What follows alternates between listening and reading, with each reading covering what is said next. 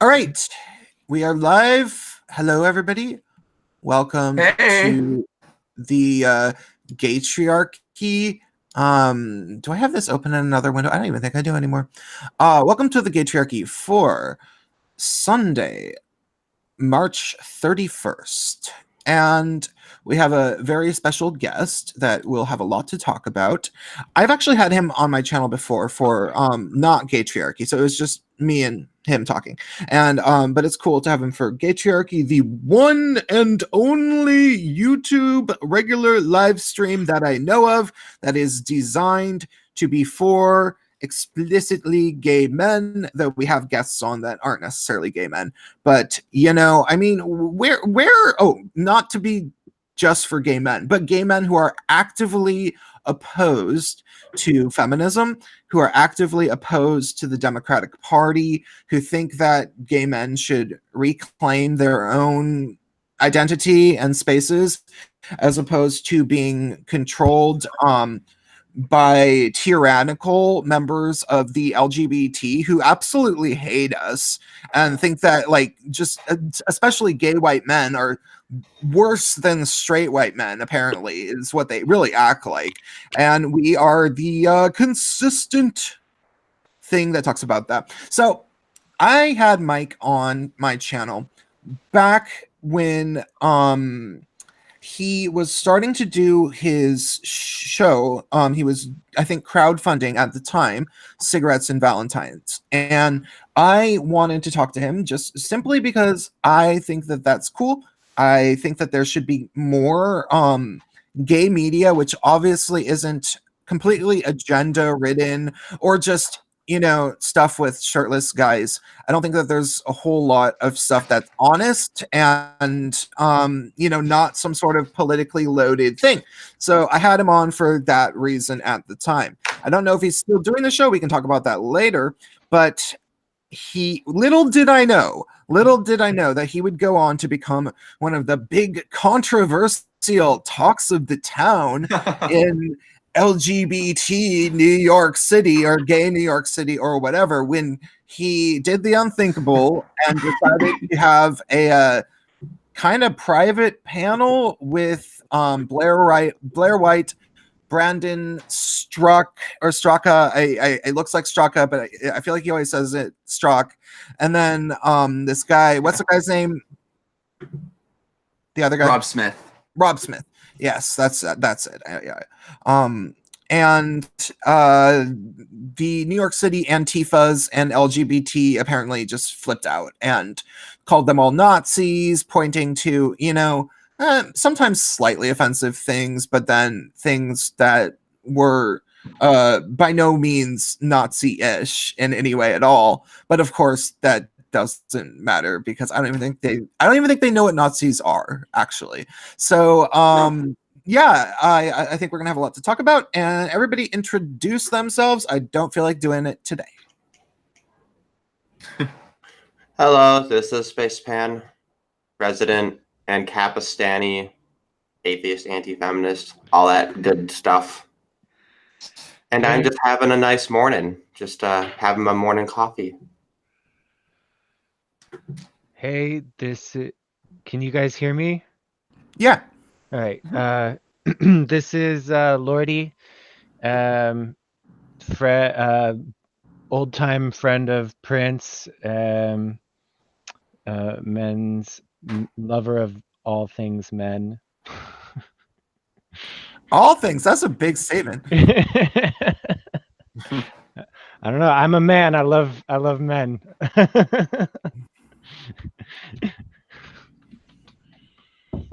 Okay.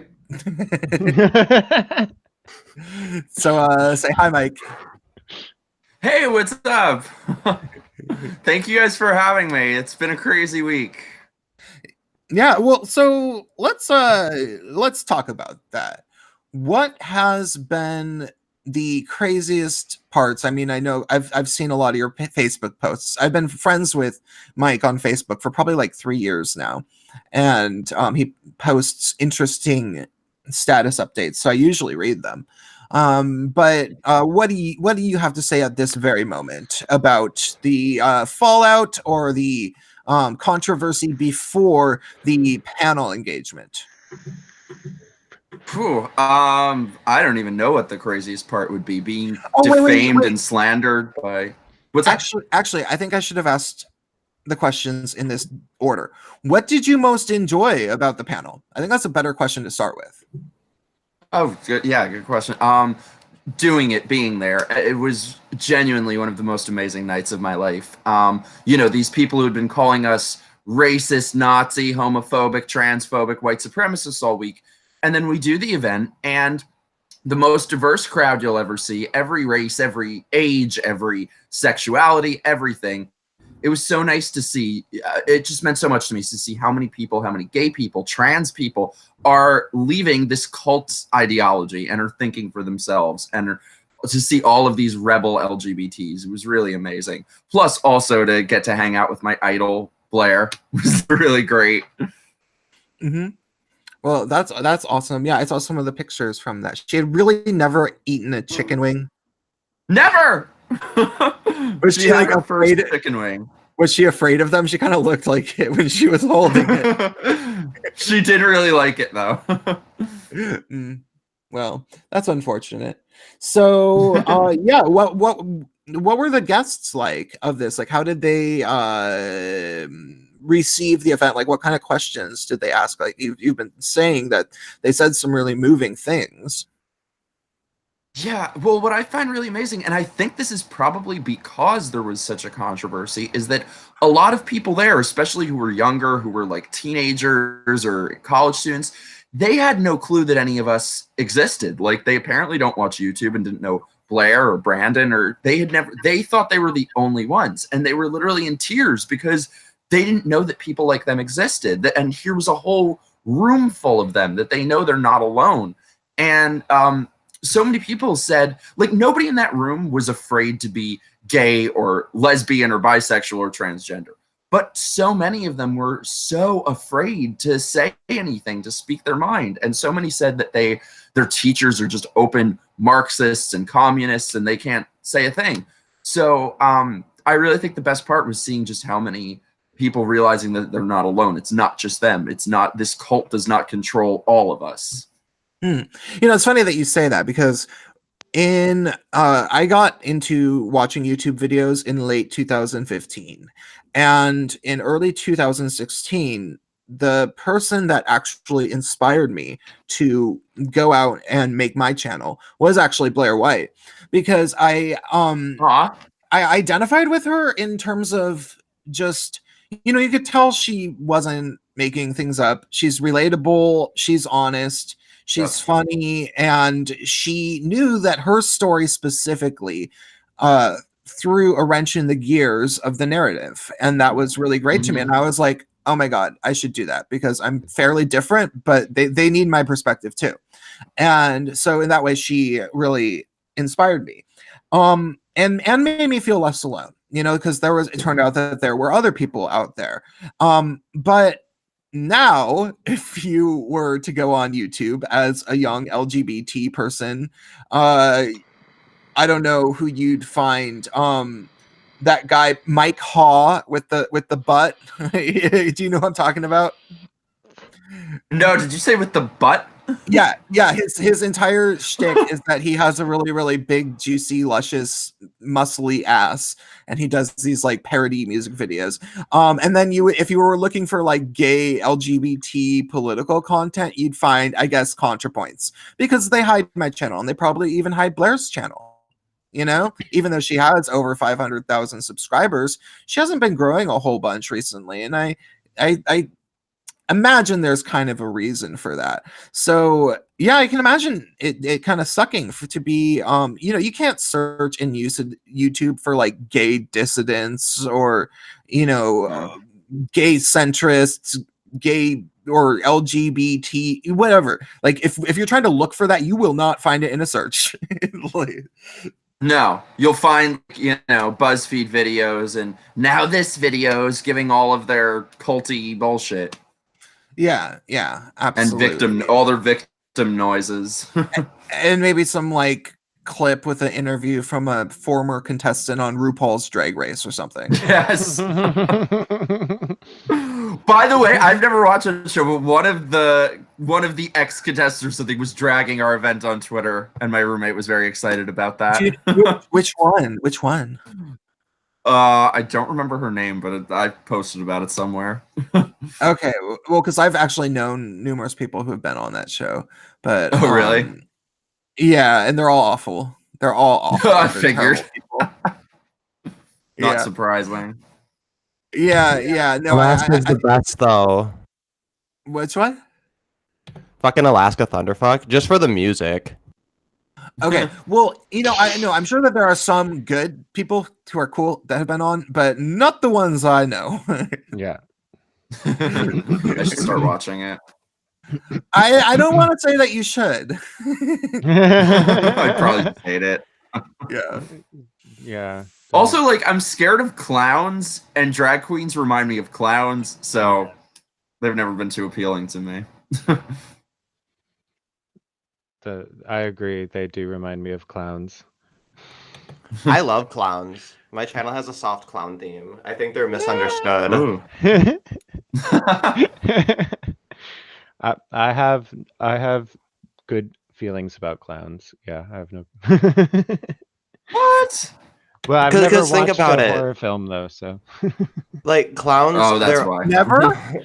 no, I avoid them. Wait, you've never watched a horror movie? What? No wonder you're so like weirdly nice. I think I turned into a little demon in elementary school because my dad was like letting me watch anything I wanted to watch. That was one of the reasons, I had this very, very bitter divorce with a custody battle and everything. And one of the things my dad did to make me like him was he's just like, take me to the video store, not turn the blind eye to whatever I was getting. So I figured it was like a stage. Like once you're like at some point in like middle school, you're like, I'm gonna watch all the R-rated movies, even though I'm lower than the age. Your parents like, okay, idiot. Yeah. And then you're like, Mom, I have nightmares. I'm scared. It's like, yeah, idiot. yeah, I mean, no, I don't. No, Volcano movies would give me nightmares. Just Oh my god. give you an Okay, idea. if you only, No dude, movies. no. I if had you- nightmares about volcanoes. Okay, What's after the watching volcano them. gonna come get you? They can't move. All you gotta do is not go near it. Yeah. hey, for the record, anybody that is in the audience that has not already hit the like button, please do. It'll help us out in the algorithms to maybe people who Supposedly. are supposedly, yeah, at least maybe the people who are subscribed to my channel. Hopefully. Oh, I already liked it from yesterday, it looks like. Is the joke is I showed up yesterday because of the time difference. I forgot I'm a different day. It's already Monday here. But like you set the event for the times, right? For it to be a day back. So we were sitting there, we're just like, all right, it's gonna start. And then we're like, wait, what's going on? But Okay. anyway, my like is still there from yesterday. So we were okay. early. Let's just sort of steer this more towards politics in general. And obviously, if anybody has anything specific that they've noticed, like Mike, if you've noticed anything along these lines that would maybe relate to your speaking event, I'm noticing that this whole like Russiagate thing, the biggest like provable hoax in human history, probably. Yep. Just considering, the internet was involved, everybody was pushing it. Like all of the media companies, everybody on the internet, they even hire, or like pay for like bots and, hired trolls to go on Facebook and Twitter and like, talk about, and like it got to even really, really, really just horribly and I have no other, I don't want to say homophobic, but maybe a little bit homophobic, but very anti-gay levels when they were like, somebody was paying for that like gigantic mural with Trump and Putin making out in New York City. And it's like, okay, people always complain about the Disney characters seeming pretty gay, but like That's just putting it out on the table. Like that's not even trying to hide what they're saying. And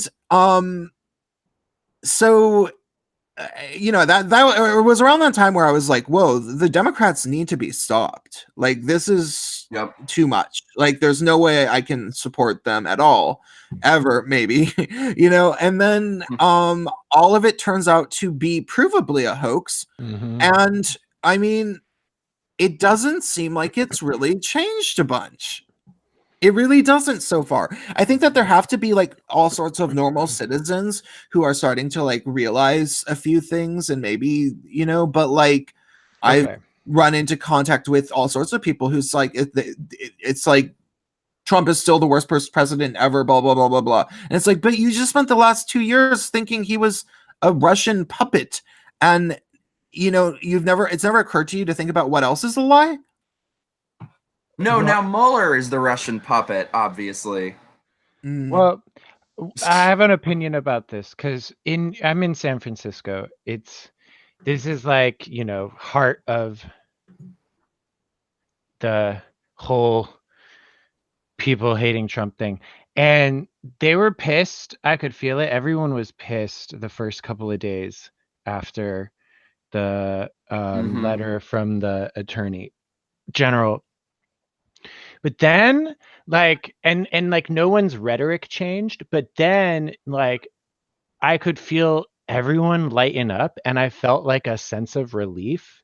And I feel like inside the logical, like reasonable, rational part that they're in contact with when they're all alone and they're not playing a role is actually relieved. But they're just not willing to say that openly because it's all like a social thing, because it's become just a social fitting in thing. People who want to fit in, they're just going to say whatever they think everyone else is going to agree with or something. Yeah, well, yeah, I would definitely say that that's probably there's probably a lot of truth to that. But the sense of relief is psychotic, like, and sorry, it's just like I honestly think that the sense of relief inside is there because the other option, if you think about it, if they had come out and said there was collusion, would have been a nightmare. I mean, could you have imagined what would have happened to the country at that point? Yeah. Wait, what were you saying? Yeah, Mike? I don't know. I haven't really seen any relief from people. I've just seen them move right on to the next thing. Mueller's a Russian spy, or he still could have colluded. Like it's always something else. It never ends. And I don't know. I just think you asked about it in relation to the event we did, and I think it's sort of related because it seems everything today on the left is a hoax. Covington, Jussie Smollett, Russia. And in terms of our event, an event of, very center-right, gay, black, Jewish, transgender people being labeled in the media as racist, homophobic, white supremacist, transphobic Nazis. So it just seems like everything is a hoax that they have to say today. And I don't understand when people begin to wake up to that and realize that every news story of this year, every big news story has been a lie. Yeah.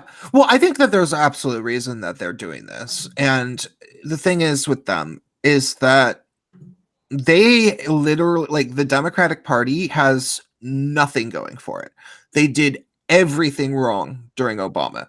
They annihilated our economy. They created like outlandish foreign policy. They created outlandish immigration policy. They legalized the usage of propaganda on the American people so that they could lie about everything. Yes, thank you. Obama is just nobody ever brings that up. Yeah, because they don't know, and even if they hear it, it doesn't occur to them to really think about what that means, and it doesn't occur to them. He divided our nation in terms of skin color by creating Black Lives Matter, and yes, he created it. He gave that little, if I had a son, he'd look like Trayvon, and it's like, who cares? Who cares? Like you could have said that about anyone. Like that it was completely an unimportant, like a downright divisive thing for you to do as president, because that was just a very random shooting, and it wasn't even by a black guy, or sorry, it wasn't even by a white guy, it wasn't even by a cop. So they just did all of this horrible thing. And they also, helped foster these companies that became total monopolies, like Facebook and Google. And then, when things like Twitter, Facebook, Google started dramatically persecuting anybody who wasn't in support of the Democratic Party, just for being not in support of the Democratic Party, but also usually by pretending that they were racist or sexist or transphobic. Those were the three, or Islamophobic. Those are the four that they actually care about. They don't. They only call people homophobic if it's like right wing or centrist. And then they'll use that as an excuse to attack them, but they don't actually care. Once they actually did that for long enough, it did have a side effect of oddly. I mean, no, not oddly, but this makes perfect sense, of turning the right wing and the centrist people in our nation mostly PC. And then I would say, in a lot of ways, if you're going to go by proper standards, if it's not just that, oh, only men can be sexist, like, shut up, the right wing is actually much more PC. They're way less bigoted. And so you get to this point where it's like, okay, what does the left have going for it? Literally every mistake that could have possibly been made happened during Obama. And over the course of it, the right wing, even if they used to be like kind of racist and homophobic and all those things, which I remember a bit of homophobia, or a lot of homophobia, during the Bush years, because I remember it. But they really aren't so much anymore. But the left sure is. And so it's like, so they just have to lie. They have to lie, because there's nothing else that they can do. It really makes sense, though. Like, the shoe fits really, really well for the left in particular, because if you think about the way that they view economics, they basically slander all employers as people who want to just oppress their employees, right? Like, it's always a fucking conspiracy with the left. And it's so fundamental that, like, none of it really surprises me. But, like, what the other annoying part about it is that people who are, like, into conspiracies, they take a lot of shit. They take a lot of shit all the time. And, like, yeah, there's a lot of wacky stuff in that realm, but, like, that a lot of people really do investigate these issues and really do like know a lot about it. And, like, there's sometimes there's nothing there. It's like really fascinating conversations. And it sucks that, like, that whole realm gets totally demonized and takes all the shit.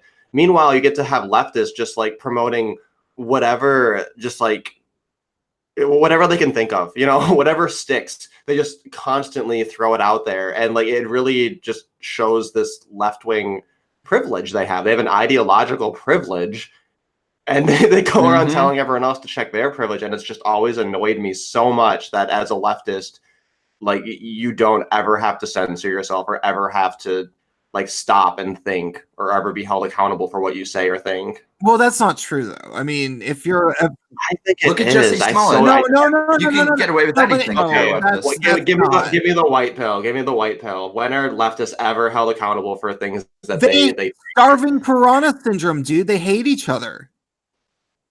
Oh, okay, that's true. Okay. But it's never their. They're like.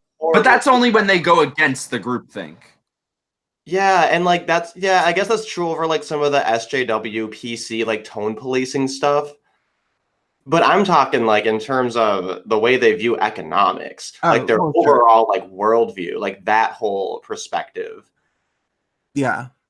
Well, and that's all built on a lie too, because it is really just hand-me-down regurgitation of talking points from the United States Communist Party. I made an hour-long video about this called "Intersectional Feminism is Communist" particle board. I go through all the history. I cite my sources. This stuff has been, in our nation since the before World War II, and it never went away. It's very clearly didn't. And then they came back together late last century and started coalescing with each other. And these people really never changed from being communists. They're a lot more communist than not. And that dream is another lie. Like, we all know what communism actually does, but they won't even admit that it is what the thing that they are talking about. Like, they just have to keep lying. Yeah.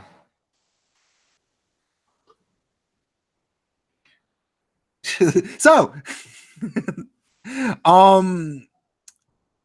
what else do you guys want to talk about?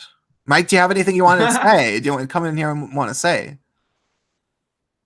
Oh God. I mean, it's sure I agree with what he said, that I think, you know, unless it's somebody who has an original thought that is their own, then it's different. But no, leftists get away with murder, literally murder. If you're Ted Kennedy or Jesse Smollett, like, they're never held accountable. They're never. But then the moment they say something naughty, they'll cut their throat in 2 seconds. Yeah, or leftists. I mean, okay, so I still think it's most probable that the Vegas shooter was a leftist. I mean, he wasn't thinking he was blowing up a bunch of Antifas at a country music festival. Yeah, of course. And then they're so eager to just pretend things didn't happen, like the Dallas sniper that was a Black Lives Matter motivated guy, or the Republican baseball game that he just wasn't a good marksman and he missed people. So yeah, they just pretend. But then when it's a right-wing shooter, the world needs to stop. Yeah. Oh, when it's a right-wing shooter in New Zealand, all of a sudden New Zealand is part of the United States, and it's the rise of white nationalism in the United States, and it's like, yeah. Well, to be fair, Candace Owens needed to be stopped. The menace. Okay, Miles Kinslow in the chat brought up Biden getting Me Too'd. I read that news just tonight, which oh my god, I feel like we have to draw a line now. I feel like now that finally Joe Biden gets Me Too'd, I've been sitting here like, when's Joe Biden gonna get Me Too'd? When's Joe Biden gonna get Me Too'd? So now I feel like everybody who got Me Too'd before Joe Biden was probably innocent. And now they're finally, like, they ran out of just innocent people to throw under the bus. So now we're finally going to see them, like, catch, like, some actual fish in the net. Because now they're just literally accusing everyone. It's like Joe Biden should have been the first, and he should have been the Harvey Weinstein. Weinstein barely even did anything wrong. Like, shit. Like, compared to Joe frickin' Biden. Wait, what? Well, okay, the thing about Harvey Weinstein is that he was largely having consensual sex with women for parts, and then they decided, 15, 20 years later or 10 years later to say, oh, it was rape, when in actuality they knew what they were getting into, and then they often became stars.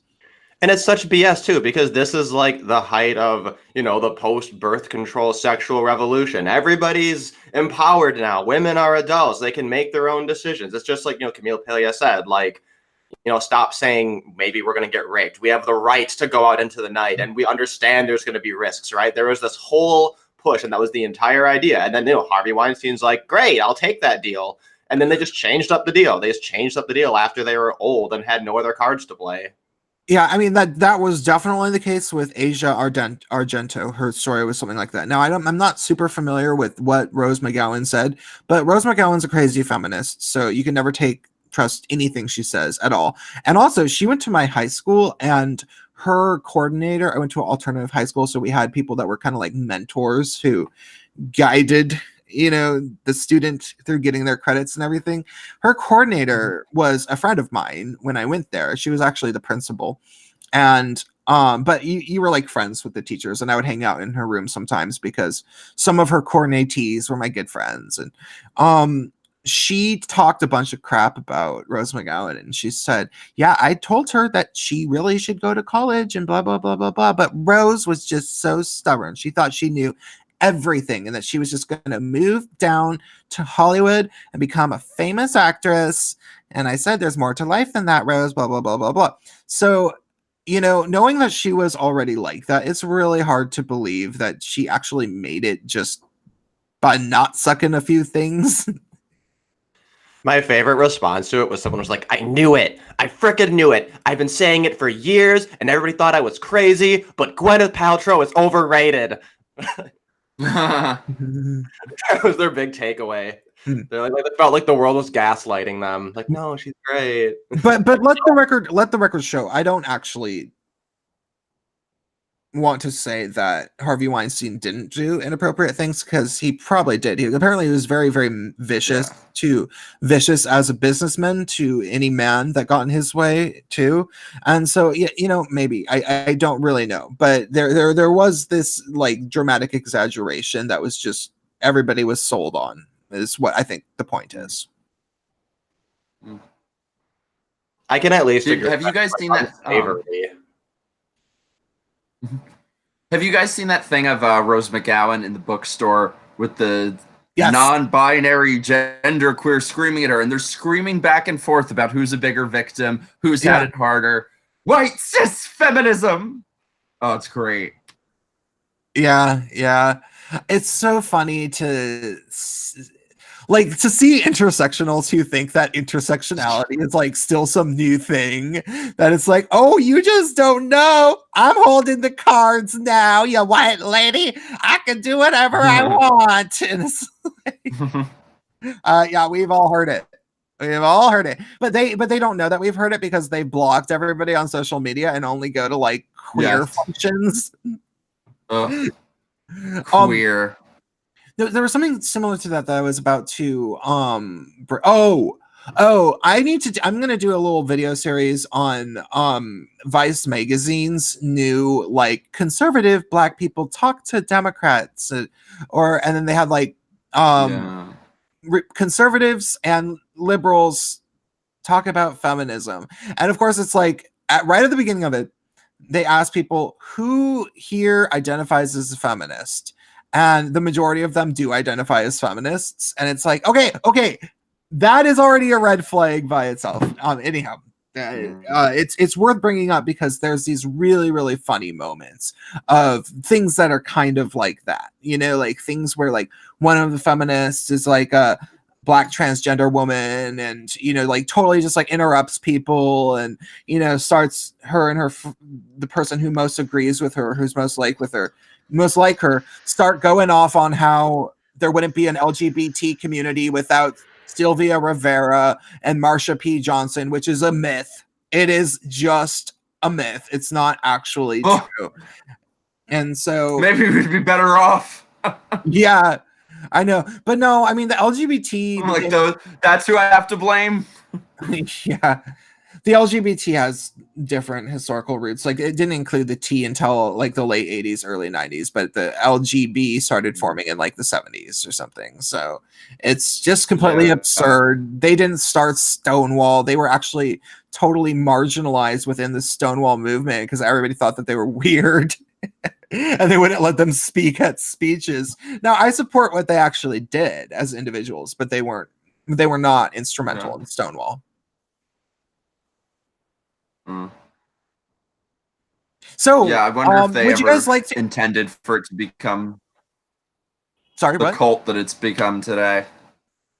Yeah, I wonder if they ever knew it would become a cult like it has been today. Well, the thing is that Sylvia Rivera, the one that there's actually footage of that I was able to find, her thing, and she didn't even consider herself like female. She considered herself a drag queen or transvestite or whatever. Yeah, but she was always dressed up like that. So like now we'd call that person transgender. But okay, she hated the lesbian people that were like weird and demanded that it change from GLBT to LGBT. She's like, I don't know, I was at Stonewall and no women were getting arrested, you know, and so that's kind of like awesome to hear. But also she was saying like, I don't know, to me LGBT, that's silly. I mean, we're all gay. As far as I'm concerned, there should just be one word. And it sounded like she had a lot more respect for men and considered herself more closely linked to that community. But they did ignore her for a long time. That's why she had issues with them. So, yeah, about that.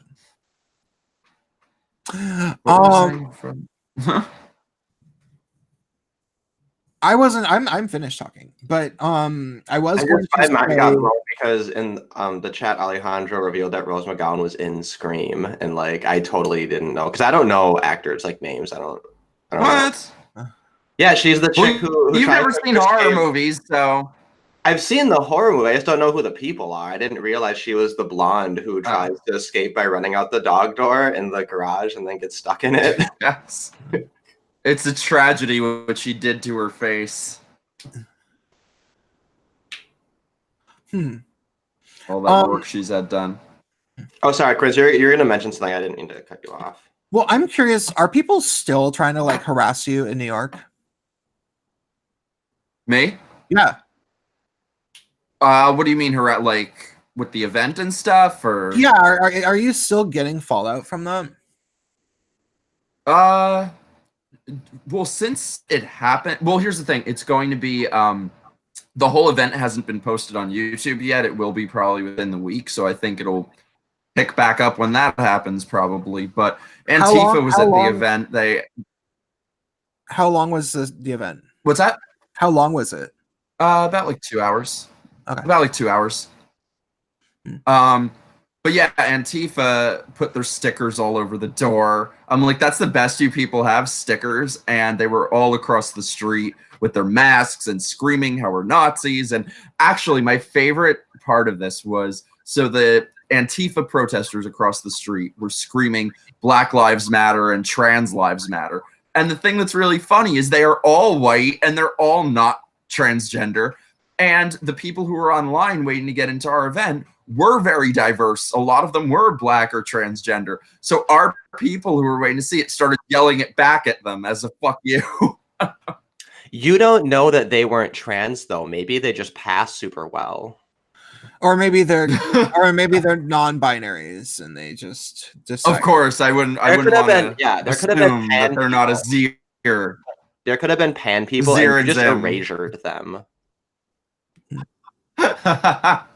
I'm sorry, I'll just have to do my emotional labor. Somebody had but asked no, they earlier were fucking nuts. That's like what's that? Somebody had asked earlier in the chat what their fashion looked like. I'm sure it was not boring. Well, so they're all, they are not thin people. They're all huge, masks, faces covered. And at one point, Blaire and I went to go confront them. And I think the footage will be posted soon. But we tried to engage with them. We tried to ask them questions. They refused. We politely invited them in. They refused. So they're just screaming about how we're Nazis and shit. Like it's really kind of scary to see this very like automated cult behavior that they all just repeat the same things and stick to their same chants. And it's very creepy. When one person says something, the rest just start repeating it. Like it's very creepy to see in real life. And also something that Blaire said too, which I think is true, is every single one of us in that room, we're showing our faces. We're speaking from the heart. We're speaking our minds. They're the ones with their faces covered. So if you stand by your beliefs and you feel strong in what you're saying, why do you need to cover your face? Yeah. Well, because with Antifa, some by any means necessary kind of shit, they're probably planning on, doing something illegal. Yeah. Yeah. Oh, it's funny that the amount of security that we needed to have, at one point, they had the entire block closed off by cops. There must have been 20, 30 cops there. We needed our own security team. They had to check everyone. It's psychotic that this is what it takes for a group of 4 people to have some center-right opinions. Yeah, it's so just mind-blowingly obtuse how people pretend like this is okay and that they can't just, somehow find a way to like help put a stop to it. Like, if people want to have these beliefs, that's one thing. But, it's not really that much of an authoritarian thing to ban, protesting with full masks on, because these people always do get violent or wish to get violent if they can get away with it. Like that's not really that weird. And you look at things like, I brought this up last week, but you look at things like the Tim Pool, Joe Rogan interview with the people from Twitter, which, Jack Dorsey wasn't nearly so bad as that woman who was the head of the trust and safety team. Did you watch that? Oh God, yeah. Of course, yeah. I mean, yeah, maybe he wasn't so bad. He's just like a eunuch, though. I mean, she carries his balls around in her purse. Well, that's an actual thing that seems to be going on in Silicon Valley, which is that yes. there's people who are veritable agents of the Democratic Party or the far left that have gotten into all of those companies, seemingly through either generous donations from Democrats. That's what happened with Patreon. Patreon got off the ground with a $30 million donation from Joshua Kushner, who's the brother of Jared Kushner for some reason. But like Joshua, Joshua is a really, really big Democrat. And actually their parents were lifelong Democrats until 2016, which is, I don't know, maybe it was a rift in the family, some weird crap. But so yeah, they have all the, like, they that means that Patreon answers to the Democrats, like getting that type of investment as your first major. And I don't know about Twitter. It wouldn't surprise me because they weren't really around. They weren't big till like about 2009.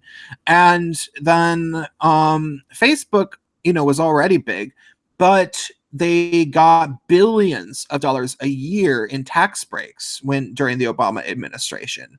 So, these companies end up owing things to the Democratic Party. And then they put these people in that are so obviously biased, like that woman with what's Tim Pool and who was with Jack Dorsey, his little the person that kept speaking, and she was just so absurd with the things that she was saying. Like they were like, look, there's this organization, they call for violence, they endorse violence, they dox people, you don't delete their posts, they sell merch, they have a flag, we know, like who some of the leaders are, there's various divisions that openly call for violence. And she's like, oh, but we can't do anything because we don't know who like the head leader is. And it's like, okay, so it's an organization. That they are selling merch, which means that they have some funding somewhere. But since you pretend to not know who the specific like head vampire is, then like you can't do anything. Are you serious? And it's like, well, of course that's nonsensical, but they know it's nonsensical and they don't care. What would your opinion be on, like trying to shut down Antifa or something, like just throwing it out there?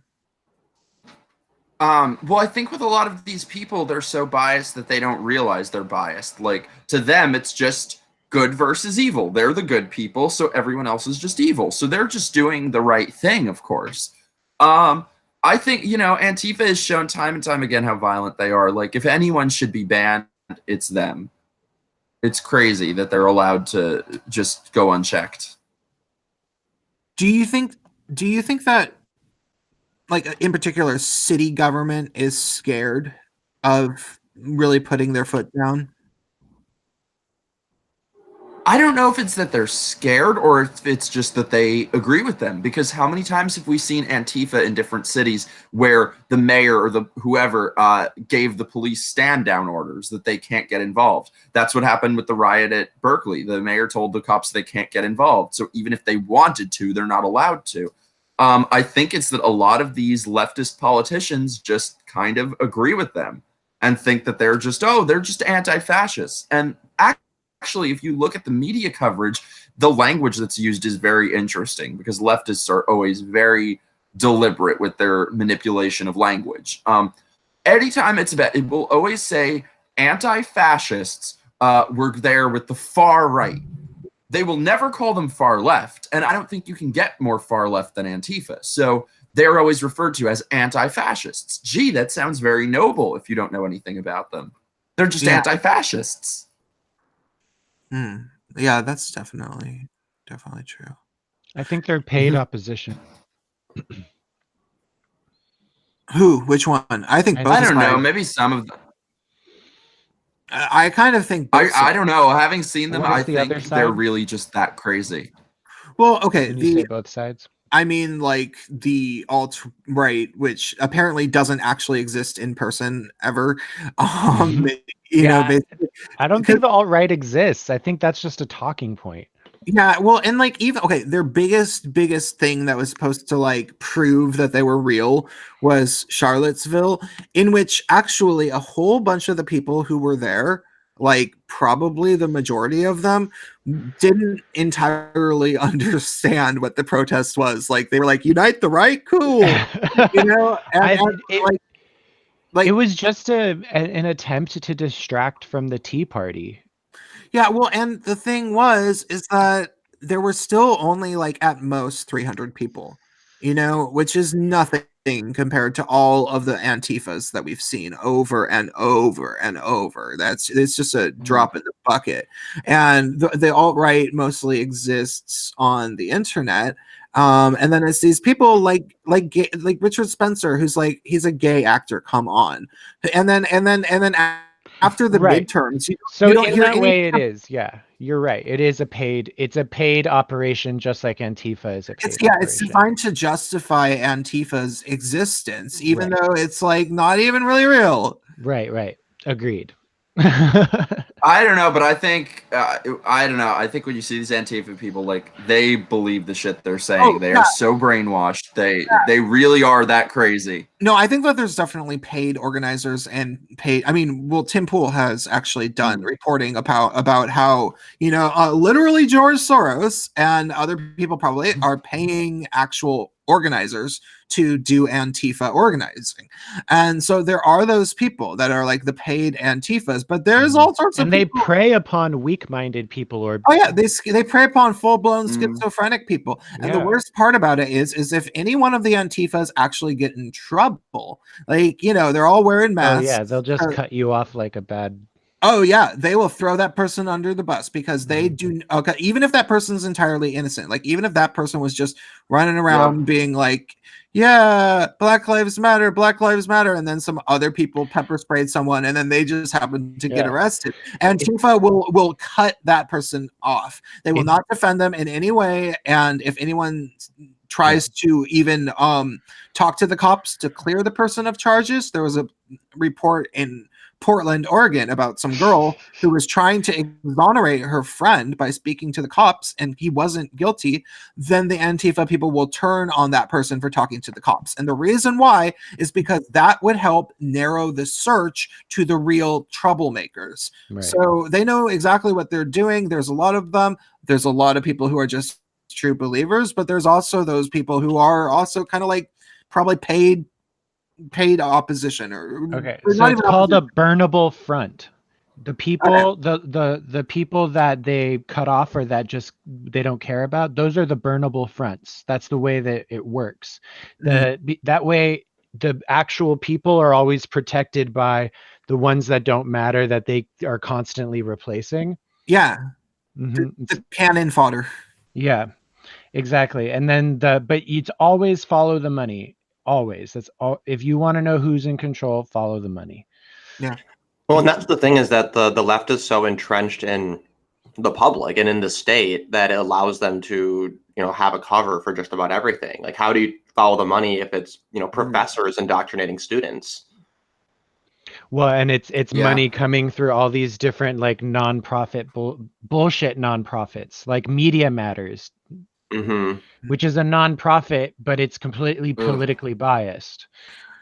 Yeah, well, and it's it lies constantly. Like it's like a huge propaganda outlet that it coordinates propaganda internationally. Like it's absolutely disgusting. And worse, to add insult to injury, it gets a huge percentage of the charitable donations from organizations that have like nothing to do with it. Like most LGBT, or not most LGBT, but the big 2 or 3 LGBT organizations that you would donate money to, like a majority of the money they collect goes directly to Media Matters. Do you know what Media Matters is, Mike? Oh, of course. Okay, cool. And nobody on the right goes after groups like this. Like, they really just don't do anything to counteract it or to do anything to try to take away their 501c3 status. Well, the thing is they have, but that's not under their purview. They actually have to go to what, like the IRS. The IRS is a completely independent. They don't give a fuck. Like they have no political stance. Huh. I just think the left is better at doing these things. Like, the right has been very ineffective in going after them, I think. I saw like I watched a video about it. That's why I even brought it up, where they were talking about the number of times the IRS has been petitioned about the nature of nonprofits that are not nonprofits, essentially, and should have that taken away. And they get no response because they have no political leverage over them. Mm. And so whoever is in control of the people at the IRS, I don't know. Yeah. Well, there's also like an organic element to it because, right, people on the right, they tend to still think that people on the left are operating in good faith. And what ends up happening is they get burned again and again and again because people on the left, they're unscrupulous. Like, they are totally willing to manipulate the government for their ends. It's very ends justify the means. Mhm. Whereas on the right, they're like, no, we can just have our own private like things separate and we can be all above board or whatever. And like that's why we see this constant pattern in American politics where the right is just always in defense, always in retreat, and always compromising. To the point where Donald Trump, this supposedly far right candidate, is basically what the Democrats used to be like 20 years ago. Mm-hmm. Yes. True. That's very true. And the thing is, before he showed up, it was never this hateful left versus right. Because they were trying to push the right to a radical place and the left to a radical place. But then he showed up and brought the right to a more centrist place, and that's when they started. Thank you. Yes. That's what I'm always saying. Yeah, that's actually a good way of putting it, actually. Like, he showed up and he was, you know, kind of a centrist.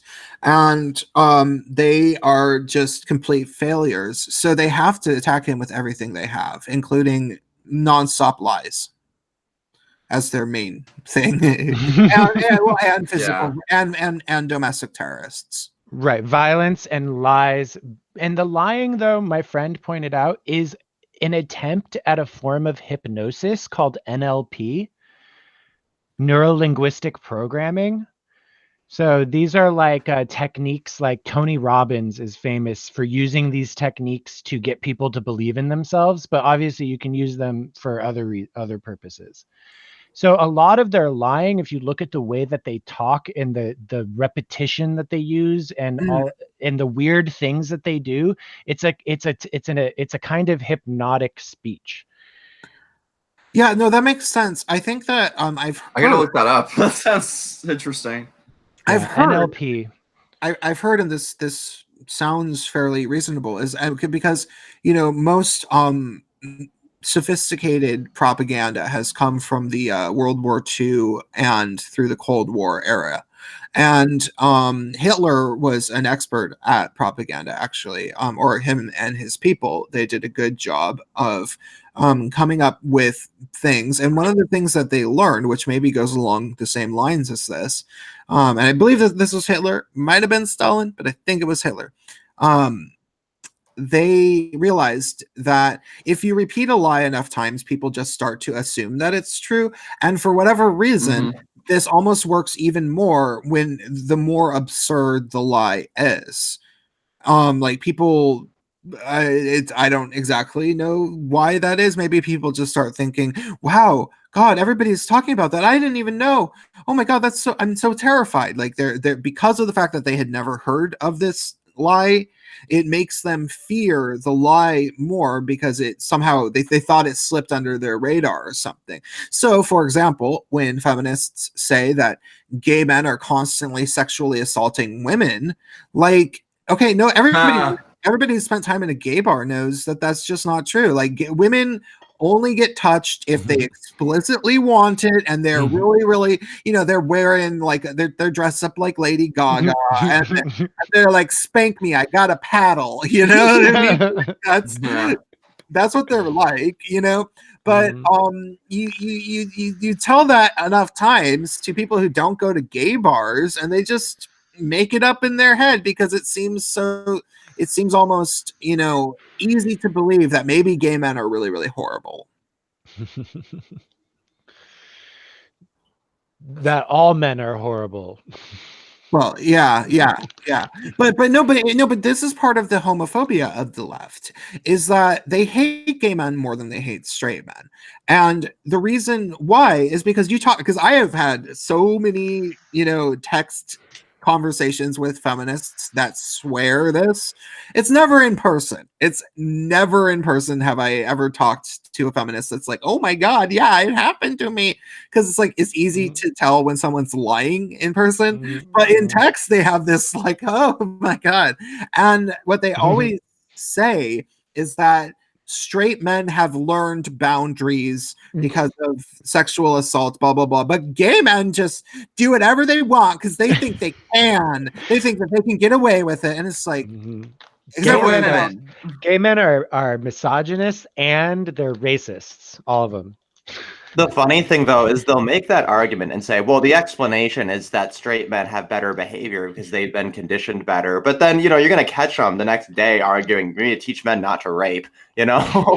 They're always literally 1 degree away from complete amnesia because they're always doing this linguistic sophist bullshit because that's all their position is based on.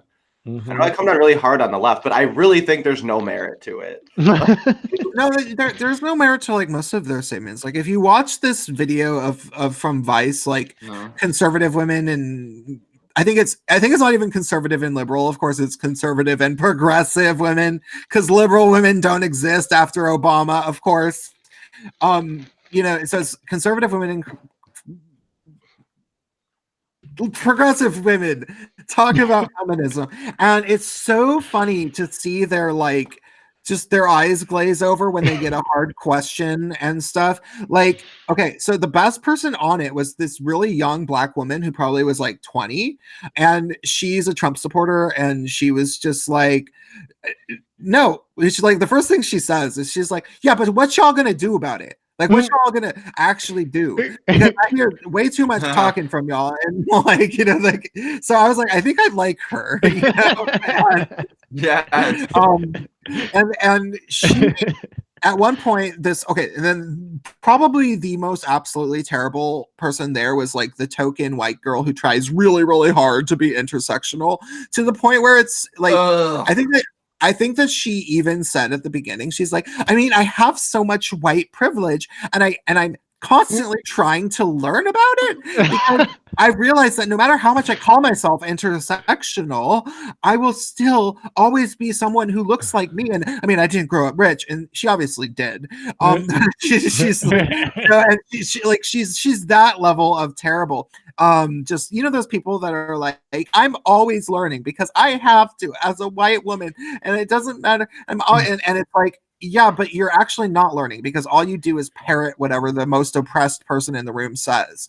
Like you've seen that study, right? That about how have you seen that study of how liberals speak down to Black people, as like they'll dumb down what they're saying? You know what I'm talking about? Well, and it's a form of dumbing down and almost an insult when people will automatically agree with everything a Black person says. Oh yeah. Like, the person who's really comes to mind who's just irrevocably like this is my mother. My mother grew up, she became a young woman in the late 50s and 60s, and so she remembers like a period where there was systemic racism, and then being on the right side of history as somebody who like actively decided to become not racist, but then has still had to like get used to the new world, and she's still not entirely used to it, and she kind of thinks that like the only way to not be racist is to always listen to Black people. And it's like, okay, I can empathize with you on that, but like just talking to her, if I tell a story about somebody's opinion about like, I don't know, like why they hate feminists or why they don't appreciate a lot of white people or something, but in a way that I would say, you know what I mean? It's like, so, like having a conversation like this, being like, yeah, this is what my black friend told me. If I forget to tell her that this person is black at the beginning, she'll like get this awkward look, like, and I'll be like, oh no, but he's black, and then she goes, oh, okay, and then she starts laughing. And it's always like that with her. And I mean, my mom is old; she's in her 70s, but at the same time, there's young white women that do that kind of thing, and it's just so embarrassing. Like the woman in the Vice video that I'm talking about, you should really watch it, because what was great was like, this was what I was going to say the whole time. When she decides, I don't even remember why, but she just decided that, I think they were talking about Me Too, and she was like, I mean, I think it's been a really important movement, and like, can I just say that I was so shocked and appalled, or something like that, when it turned out that the man who became elected president had talked about grab him right by the pussy. I mean, he is bragging. He is bragging about assaulting people. And then the black girl was like, no. She was like, no. And she was like, no, that is a privacy issue. They were spying on him. They were releasing him without, and then they were like, oh God, no. All of the women, it became like a hen house, and they're just like, and then the black girl was like, no, it was a privacy issue. And then they tried to say something, and it's like, well, I can talk about really bad things behind closed doors, and it doesn't make them really bad. And then she finally says what you wanted to say, which was like, no, he was talking about groupies and how groupies will just have sex with you, and that is a different thing. He was just telling the truth. And then they all just like look down and change the subject immediately. Oh my God, no, that's my always do. No, it pisses me off so much. They always try to use the grab him by the pussy quote as like a smoking gun, and I'm like, are you telling me gold diggers don't exist? You're literally telling me right now you do not believe that gold diggers exist. That is what that entire thing is based on, and it's like, it's so dishonest, but it's so popular. And they know. They know it. They know it. They have to. They look better. down and they're like, oh, this little girl isn't stupid. Let's change the subject. And all those sensitivities about how you're supposed to defer to a black person and whatever go right out the window the moment one disagrees with them. Yeah, throw a fucking Thomas Sowell book at them. They'll just use it as like kindling, like they don't give a shit. Yeah. So true. I start linking them some Tree of Logic videos.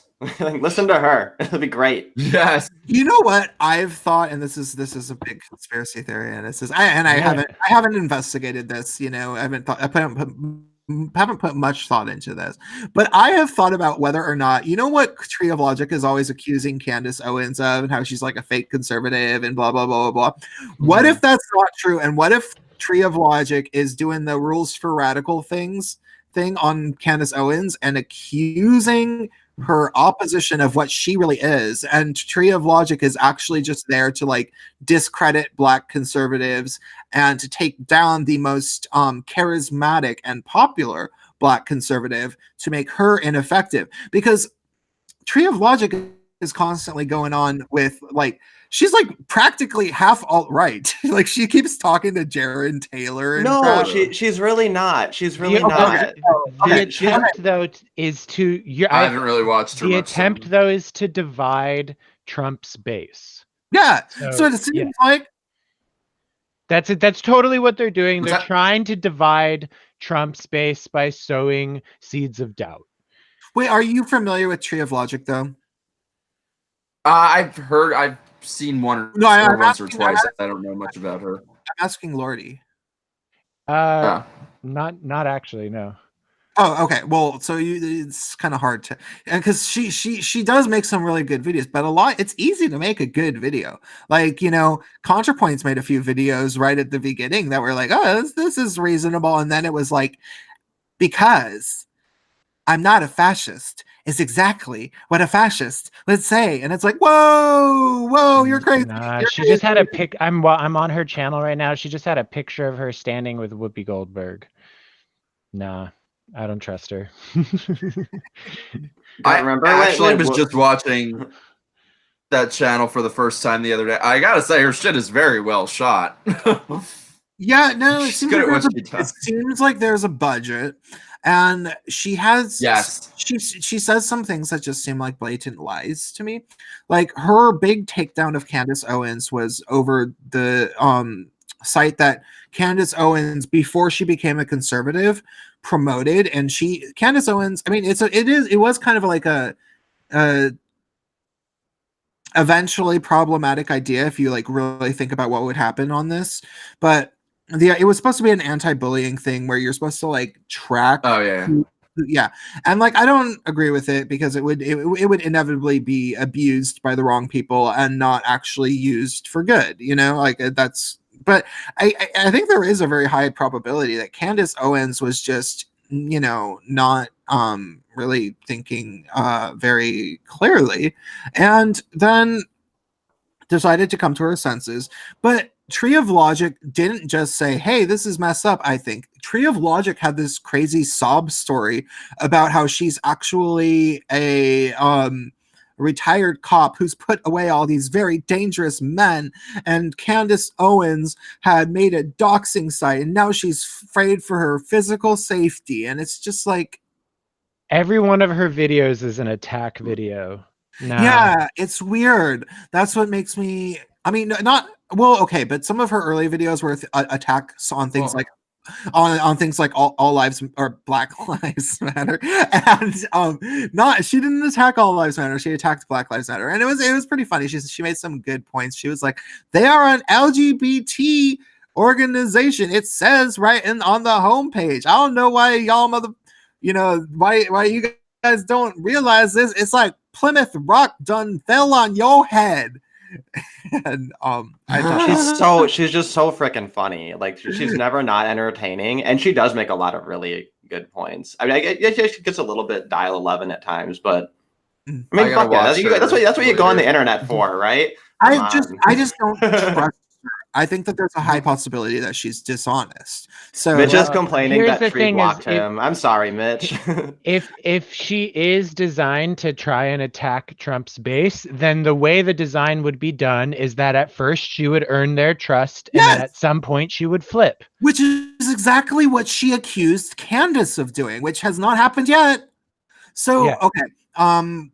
Do Daywin Aether give me $1.99 with a smile? Thank you very much. I appreciate that. And by the way, anybody in the audience who has not yet hit the like button, we will be going for approximately another 50 minutes, maybe a little overtime if that seems like a fun idea. We have more stuff to say.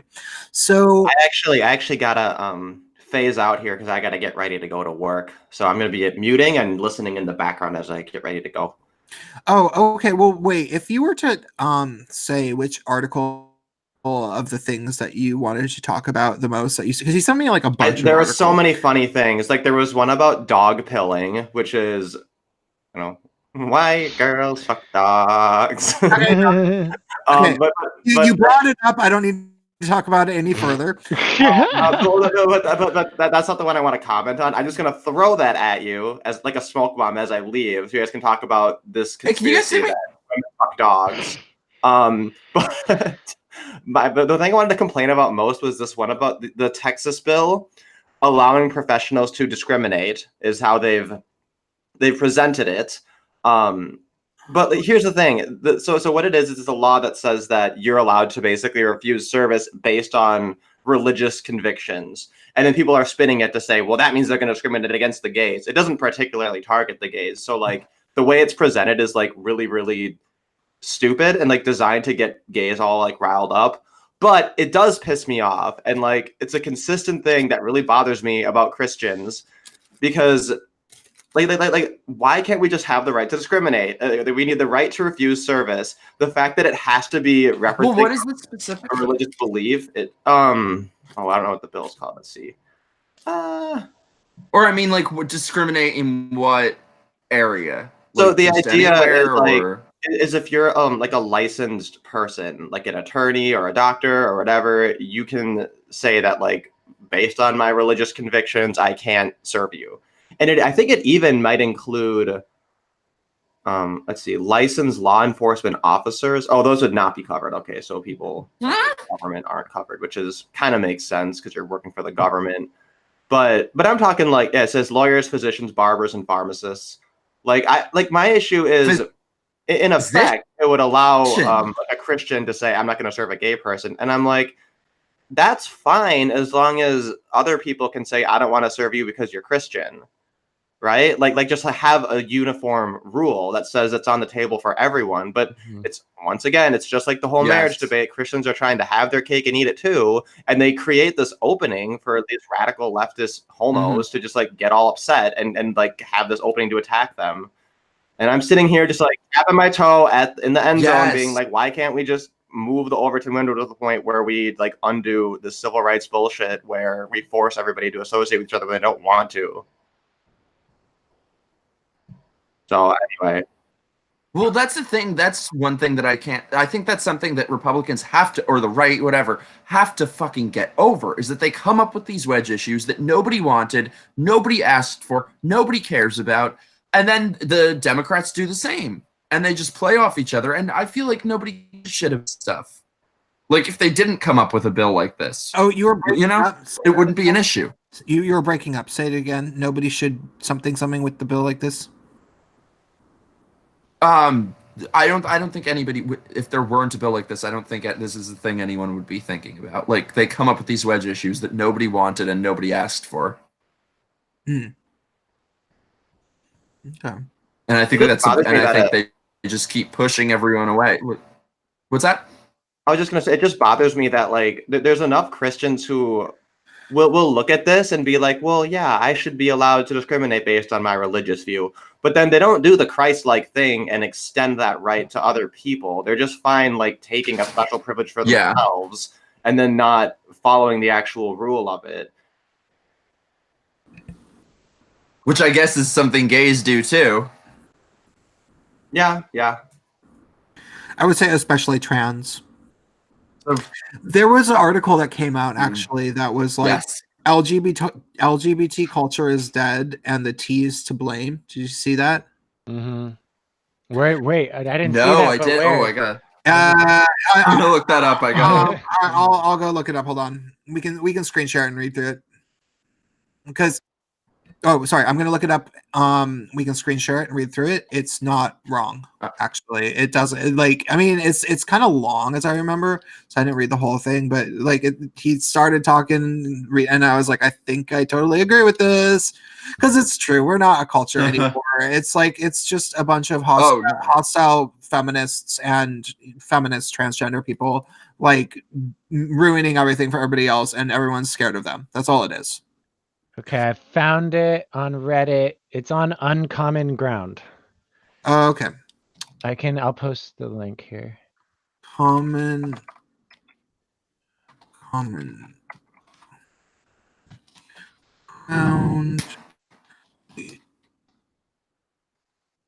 Yeah, it's just, okay, found it. Oh, why is this all on Reddit?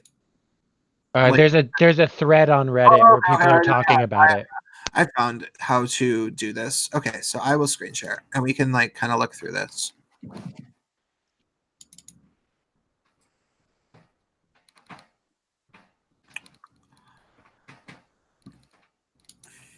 Dang. Let's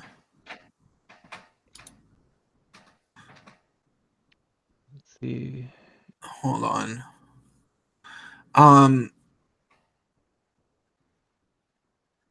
I think if I may say, I think there are starting to be a lot of trans people who are getting sick of the insanity of the trans community.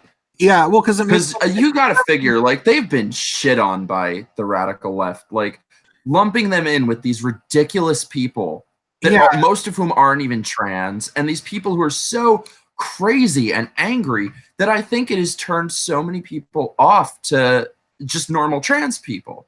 Yeah, no, they've been starting to live a very unhappy life, which didn't have to be that unhappy, and I think that they have to be noticing it by now. You know, it's like I try to be cool to trans people and everything. Like I've had a lot of friends that are trans people, and I don't think that trans people are inherently bad, and I know a number that are good people No. still. But then at the same time, I'm not exactly like looking for trans friends because of all of the insanity. Like it's just like, you know, I mean, That's I'm what I think is so unfortunate. I think there are a lot of people who feel that way because they see all of this. But I mean, like, look how we feel about the gay community, and the trans community has been even worse. So I feel bad for just normal trans people who want nothing to do with that because they're the ones who get judged by it. yeah. And so unless I know for a fact that somebody is like already like that, I'm just like usually not even gonna risk trying to know them. And I feel bad about that, but it's just it's too many headaches, you know? Like I was playing Overwatch with some young female to male person who, you know, honestly was like really nice, but I didn't know they were female to male because they sounded female. And um then they asked me what my channel was about, and I ended up saying, "Oh, well, it's largely I don't know. I didn't want to say anything about politics, so I just said, well, one of the things I talk about is I'm kind of a gay guy who sort of hates like the LGBT community, or like maybe I said the gay community, and they were like, oh, why do you hate the LGBT? And I was like, Because it's a cult. well, I don't. I mean, I don't hate it. I mean, I love it. I love gay men, and that's who I am. So obviously, I can't hate it entirely, but I don't like the way it is right now. But I did 10 years ago. That was sort of my answer. But then it was like, I don't want to talk about it with this person because if they have to ask that, Yeah. if they have to ask that question, you know. Do you guys experience that a lot? For me, it's with like dating and guys that I meet that it's like you have to come out to them almost that like and maybe for me because like all my stuff is in my name that it's like I never know what to do if like because you know if they look you up they're gonna see all your opinions, so it's like do I tell them up front or do I you know it sucks that you have to like come out. So I very actively like I went on a date with a socialist. That was a nightmare. yeah, you're gonna make a video. Yeah. I went out with this guy recently who was the most typical gay guy in the world. Like all he would talk about is RuPaul and Lady Gaga, and every word out of his mouth was like, "Yes, work." Snapping his fingers, and I'm like, "It's just so boring." Yeah. Both of these stories I heard about from you guys separately on Facebook. Good fellow oversharer. But you know, one of the things, well, no, I mean technically, Lordy sent me in a private message, but yeah, I'm an oversharer. his status updates tend to be more like new agey affirmations that everybody should feel loved. Mine are And like occasionally diary. Occasionally I poke the nest. Yeah, no, and then there's like the occasional like I'm a Trump supporter thing.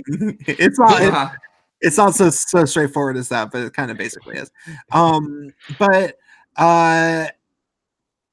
I don't date, and I the last time I dated was like last summer or fall. It was just one guy that I met at a party where I knew everybody was like gonna have that sort of shared opinion, but I have considered starting to put effort into it again. There was some personal reasons why I wasn't, but now I'm like, wait, I could, you know. But I'm thinking like if I do that and I post my profile on the internet, I don't know what I'm gonna have for pictures. Like because I don't really want to show my face because a lot of people know me. Like a lot of people would be able to identify me, and I am worried about that. And also, I would want to say, I mean, I'm only going to do it and say something like, look, I probably don't like your politics. I am very firmly opposed to basically everything about the left. I do not consider myself conservative. I consider myself some sort of liberal centrist that is a bit of a constitutionalist. If you have a problem with these things, you can certainly try to send me a mean message and I will read you to absolute filth because that's what I do for a living. But if I sound like fun, we can hang out. That would be like my Grindr profile. You know? Wow. Sounds like barrels of fun. But I think that there would be, I mean, wouldn't you kind of like want to respond to that person if you saw it? Oh, you'll probably get lots of hate. Yeah, I know. That's what I get on there. I actually like was considering because I never thought anyone would know who I am until the past week when we've been all over the cult like LGBT media that now I'm like, oh, am I gonna get a bunch of shit? I don't know. But I don't know. Let me know if you guys agree with me. I think that like I mean it seems to me that in the gay culture today, there is no more dating. There are no more relationships. There's nothing like I genuinely think that Grindr has warped people's minds. Yeah, I agree. I'm back for a little bit, but I wanted to weigh in on this. I think Okay. that Wait, for the record, I'm going to take down this essay because like it's not going to be interesting for us to read through it. It's just I'm looking at it and it's like, nah. I mean, everybody should check it out if they're curious, but like we not gonna not go over it on air. But But yeah, like I think that with gay dating, since it's really hard to just organically meet gay people, so it kind of makes sense that all the gays got corralled into these apps. So I think that gays are kind of like the canary in the coal mine for how apps like Tinder and Grindr and stuff like affect things. And I think that now it's becoming the overall dating trend that everybody just uses these apps to kind of mediate everything. And honestly, I'm not totally like against that. Like I think the apps are fine. I think it's a perfectly fine way to do things, but I just I don't know. Tried going to a gay bar, it's a nightmare. No, yeah, I go in there. I'm banned on Facebook for hate speech. We need to get rid of the state. Capitalism is bae. Like I just lay it all out. I'm a radical men's rights advocate and a complete anti-feminist. Feminism is cancer. The women's movement is a lie. You've been lied to. I just like lay it all out. I'm like, I don't think Sandy Hook happened. Fuck it. Like, shit, I'm sitting there on Tinder and I'm like, I got 500 fucking matches and I'm like, I have to filter this somehow. This is the easiest way to do it. Yeah. And then it'll be like you have no matches. The thing is, Grindr has become such a central part of being a gay man and now trans, because there's trans people on there too, that they're literally so in the news recently, Grindr made news because they're being investigated by the Council of Foreign Investment in the United States because 3 years ago they sold to a Chinese company, and now the council is saying that that is a threat to national security because the Chinese could use Grindr data to blackmail U.S. politicians and other notables. Oh, you're absolutely right, and they could use it for other stuff too. And for the record, when I said that would be my Grindr profile, I meant probably like my Scruff profile or something. Because I never got a Grindr profile. I did get a Scruff profile, but I like wrote maybe like 2 guys on it because I used to use Adam for Adam for a little bit, which was embarrassing. Oh my god, I forgot about that. Back in the day before I had an iPhone, Adam for Adam. No, I remember D-List. No, I never. Well, I remember it, but I didn't use it. No, but I used Planet Out. It was like gay MySpace. I used Planet Out. D-List was the best. D-List was always like guys like trying to be artsy and meet their love of their life in like in like Europe or something, and then they like have a visit and they're like, oh my god, it was so great, and then they like move in with each other, and within 2 months they're like, oh my god, that was the worst experience of my life. I think the problem though is it's not just the apps. I think that it is just warped people's minds, and it's now how they live their lives. That like, I mean, think about it, for straight people, I think there is still some sort of expectation of you'll go on a date or two. You'll get, I mean, maybe not for everybody, but it's at least a concept that exists that you'll go on a date or two. You'll get to know each other.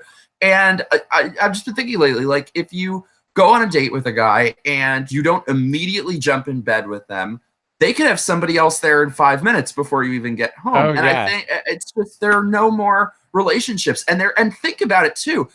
there are probably like teenagers today who are on Grindr, and I just think it's Oh, unhealthy. there And you are. see nothing, of course. You see nothing from the Alphabet Soup Club talking about this, talking about having some sort of moderation or self-respect or nothing like that. It's like their whole ethos is just bang everyone, don't have relationships, do all the drugs, and it's toxic. But if you dare say that there's only two genders.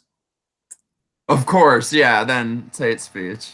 But by the way, Miles Kinslow gave me $20. Thank you very much. And he says, "Hey guys, went to the dentist's this week to have wisdom teeth extracted. The only thing that kept me from going insane with agony is at least Hillary Clinton, not the president. Trump victory left us tears." That's a odd. I mean, I guess with all of the Russiagate coming up nothing and realizing like their little plan to frame the president by creating a bunch of propaganda and get people to believe that it wasn't actually framing, that it failed. I can see how that would be a relief, considering we know that that's what they were trying to do. Like we know they were talking. They thought that they could convince everybody that he had colluded with Russia by just lying about him a bunch, and then they could impeach him because of it. And that's so twisted that almost happened. I can kind of relate to that. They that think like that if if they Hillary say Clinton were something- president and I was gonna like be put under, you know, to have something extracted, that part of me would be like, maybe I won't wake up, and maybe that's not so bad. They think that if they say something enough times, it'll become true. Yeah. They're just trying to play the court of public opinion. Oh, so Mike, I wanted to ask you, now that you're talking about Grindr, what's going on with Cigarettes and Valentines? Are you still trying to do that show? Yes, definitely. We're aiming to start shooting around June. I think I was a little naive in thinking we could go right into production when the Kickstarter ended. So it's been a very long road of pre-production, and of course, and it's probably going to be more of a problem now that I'm sort of become a little more known, I guess. But it's been a big problem with locations letting us, gay locations in particular, like bars and stuff, letting us film there and dropping out. But so it's been a bit of a nightmare with pre-production, but we're totally moving forward, aiming to start shooting in June. So it's going to be great. And actually, the other night at the I was just to say the other night at the event, there were so many people there who were artists and writers and playwrights and all these things who said they're afraid to make anything. They're afraid they can't do their art. So I actually want to, in the next couple months, figure out a way to start some sort of thing with scripted content for people, other artists who are politically incorrect and going against the grain stuff. Well, I've started to have kind of a bit of a dream of expanding from my YouTube channel and into more of a like all-purpose media company that would have a website and would do, you know, like mixtape style releases and host videos and, you know, maybe regular series that would be exclusive. I don't know if I would call it Gaytriachy or if it would be something that's not necessarily just for gay people, but just people that I think is cool, because I do have a really strong background in music and I'm actually pretty good with like art appreciation and fashion, just in the way that like I went to school with a lot of those kids, and so like I know good art when I see it and well designed clothes when I see them. So yeah, maybe there would be a future for us together in that type of endeavor. Is what I'm saying. Yeah, totally. Because there needs to be an edgy new, you know, like what Vice magazine was last decade, kind of a thing that comes out and starts putting all of the what Vice is now to shame. That's what I think. Yeah, they have a total monopoly on entertainment and scripted content. So I think what it's going to take is a lot of people doing it independently. Like even with Cigarettes and Valentines, my show, to be honest, like, I mean, I guess we'll try, but to be honest, I honestly don't really have much interest in trying to shop it to different people, because I know that they will not accept a show that's critical of the gay community. So I would much rather bring it directly to the audience. Yeah, absolutely. And say what we want to say.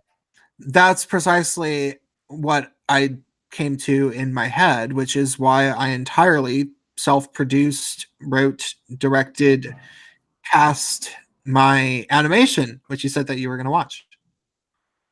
Which was great, by the way. I love I love how it was just too accurate. I love how you got in all of their buzzwords when she says, "Ooh, there's a lot to unpack." I was like, "Oh, gross." Well, thank you. I appreciate that. Yeah, the thing is Her about emotional labor. everybody has one of the things that everybody has told me, tell me if you agree with this, has basically just been, yeah, it seemed really cool. When's the next episode coming out? Because it's a cliffhanger and it's short. And I'm like, well, okay, it's actually really, really hard to make a 15-minute animation. Like, that's not something you can just do. So I was hoping to be able to use this as some sort of a pilot and hopefully but I haven't even made a GoFundMe I think that's or smart if you maybe Kickstarter yet to make the next episode, and I'm going to.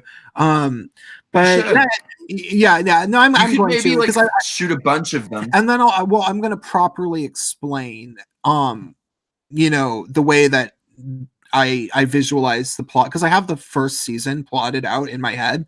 I know what is going to happen in season or episode 2, episode 3, episode 4, episode 5, episode 6, how it's going to kind of come together. A few details I haven't entirely sealed in my head, but I know it's going to happen. And I think that it's, every time you watch the first episode of a show on Netflix, there's almost never a time in which you're like, I definitely want to watch the next one really, really bad. It's usually more like, that was okay, and everybody tells me it gets better. You know what I mean? Like, you're like that's like with Game of Thrones or something. Not to say it's even a remotely similar show to Game of Thrones, but it is. I do think that it's not going to be I don't think people are going to be hooked until after the 3rd episode. When I think about it in my head, it's oh, so yeah, I have to put power through it, and that's difficult. It's really difficult, especially when you start to realize how difficult it is to work with people, especially people that you can't pay that much and stuff. So I imagine you're going through that with Cigarettes and Valentines. It's been a nightmare, but we're getting everything in order. That's cool. That's awesome. Yeah, I'm excited, and especially seeing at the event the other night how many people are really craving a show like this that speaks to them, that's honest, that speaks to things that they've gone through, because there really is nothing like that. I really think I know it's very easy to look at the alphabet soup cult and think that we're so alone, but I really think we are at the very beginning stages of this revolution of free thought and individualism in the LGBT community. And I think we're at the forefront of it, and it's just starting now. But I really think that we're going to start seeing a lot more of that in the coming years. Yeah, I'd like to think so. I mean, it can only go on for so long that people just can't express themselves and can't be themselves. And for what? For nothing. For the fallen illusion created by the Obama administration that Hillary Clinton tried to carry the torch of, and failed miserably. And then they threw her and the rest of the Democratic Party through a collective tantrum, terrifying everybody for the next number of years. And there will be a time when that just every young person is against it. You watch that thing that I keep talking about, the Vice magazine sit down thing with conservative women and progressive women talking about feminism, and it's the youngest one was a black girl, and she was the one that was tired of it. She was the one that was no, because they don't care about any of these groups. They don't care about black people or gay people or trans people. Yeah, they care about themselves. It's just their own power, their own, because that's another thing too. So with this event, at the end of it, we were sort of accosted by this guy who was actually far right and was very anti-gay. And what's that? Yeah, I wanted to hear more about the guy. Hey, is there any way that you could leave the call and come back real quick? Because I feel like there might be a better connection if you do. Because you keep shorting out. Oh, damn. Man, now I have to actually go, but I'm Sorry, sad my that I'm computer's leaving at a over. bit of a cliffhanger here. But I'm gonna be taking off, so that'll probably help the connection too. But you guys keep it easy. Okay. See you later, Space Bye. Man. See It's always good ya. having you. So, it'll just take him a second to come back. But okay, to the audience, the thing that he is talking about is something that he was posting about on social media, where there was apparently some like crazy conservative Christian wacko far right individual that was like protesting the event too, which I'm not convinced that it's real just from hearing about it. I mean, but yeah. So we'll hear what he has to say when he comes back. Oh, thanks, Natalie Marie. She says, love the animation, shared it everywhere. That's awesome. I appreciate that.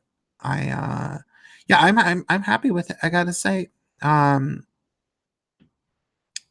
and then Courtney K says, check out old episodes of British TV show called South of Watford House, hosted by Hugh Laurie back in the 1980s. It featured avant-garde artists and performers like Lee Bowery and Sigu Sputnik. I don't know how you say that at all. So, hey, Mark. Hey, I don't think that Hey, it's can you? I don't think we can hear you better, but well, at least we tried. Yeah. So, tell us about this protester person. So this, I got the Mm, impression that he's just attention seeking and very disingenuous. However, so at the not end of it, being. he wasn't even at the event and had no clue. So he came at the very end to get in Blaire's face and yell at her and call her a man. And then outside after, he accosted Brandon and I with all this anti-gay shit, pedophiles, blah blah blah. Saying we're pushing the homosexual agenda on conservatives. Which like it's the I'm like, 19 I like don't it's know what the our agenda is, but like it's yeah. I think because one of his things that he I was just gonna say sorry like it's the 1980s or something. exactly, which is funny because one of the things that he said that he was yelling about is oh, they voted against gay marriage in California. I'm like, yeah, a decade ago. Hey, yeah, no, I Hold can on. hear you. You're just the thing is that you are Oh, sorry. really breaking up a lot, and I don't know what to do because like it's getting to the point where like I can't even. Let me try like Can you do something to one your like sec. router? Maybe I don't know. Is that any better? Maybe it sounded all right when you spoke. Let me try doing the I'm gonna put down very low bandwidth. Okay, talk. Yeah. Can you hear me? Oh, yay. Okay, I think it was just the speed of the connection for all of us, probably. So, what were you saying about this guy? Oh, cool. So I don't know if you heard what I was saying before, so I'll just say it again. But so yeah, so this guy who was seems like some actual far right asshole wasn't even at our event. Came at the very end to yell at Blaire, call her a man, and then came up to Brandon and I yelling all this anti-gay shit about how we're pedophiles pushing the homosexual agenda. So anyway, though, and it's funny because one of his big things was, oh, they voted against gay marriage in California. I'm like, yeah, a decade ago. um, but that's why like these alphabet soup groups and the LGBT Center and all of them are so dishonest, because if they actually cared about gay people and trans people and everybody being accepted, then they would support what we're doing, because it's people like us who are making the right or Republicans like more accepting and more inclusive. And you watch a guy like that and people like us, and there's a clear distinction there. And there's no distinction to them. They think we're the same. So they don't give a fuck about gay people. They don't give a fuck about trans people. They don't care about us being accepted by everyone. It's about keeping people in line and keeping their power. Yeah. Yeah, absolutely. It's because the only thing that they have anymore is some semblance of power. They certainly don't have any good way of getting more of it. No, it's just about keeping everybody in line. And I feel like that was a big thing with us in the media is it really is about us. It's about making an example out of us. They want to send that message to everyone else out there who's questioning the left to that this is what will happen to you if you don't if you step out of line. Mm-hmm. You'll be in. Yeah. Yeah, and it's really a shame that I actually I fell into that to a certain degree, but I mean, I started doing YouTube in early 2016 when the election wasn't even over and like, crazy stuff was happening. This was before Antifa, Um and but for me to not show my face was because at the time, well, for one, a lot of stuff having to do with people close to me. I didn't want people close to me to get sucked into my stuff. I anticipated that happening. Because I knew. Oh, that's already happened with me. My roommates were being harassed by people saying, "How can you be friends with him? He's anti-gay. He's homophobic." Yeah, I remember that from your posts. It's really crazy. So I knew that kind of thing happened, and but I also thought that more likely than not, I mean, I always predicted that Trump was going to win, but I knew that there was a very big chance that I was going to be wrong, and so I didn't want the full weight of coming out against feminism and I mean, I was very much not a Trump supporter during the Same. election, but it was just kind of like, okay, I prefer him to Hillary Clinton. I'll admit that much. At this point, it's like, okay, I think I honestly prefer him to every Democrat. Same. So if I'm Yeah. gonna say that I'm not a Trump supporter, there's an element of dishonesty to that, even though I don't Same. like the guy. I don't even entirely understand a bunch of things about him. I do think that he probably, Yeah. I mean, he definitely contradicts himself and like sort of lies about certain things, and I don't trust a number of things about him. But it's like, Yeah. okay, but we know that the Democrats, if they say anything good, it's usually a lie, and most of the things they say are bad, and all of the things they do are bad. So I'll take it. I'll take my chances with Trump. Yeah, it's funny that I feel the same way. Like there are a lot of things I don't like about him. However, you see what the alternative is. Socialism, open borders, no free speech, no second and I don't know, supremacy. I'm starting to feel the more that I like him that like the biggest reason that I say that I don't, it feels is you're afraid to. And I just think it's so crazy in this country that we have to be so afraid to say that there are some things we like about the president. Yeah. Well, and it's also because we aren't given the chance to actually give much thought to what he's actually doing and what he's actually like and what he intends to do, because he's had the most defensive presidency in probably American history. Like all he has done is defend himself. And so it's like, well, all the left does is get people talking about nonsense. Yeah. Mm-hmm. And lie and stuff.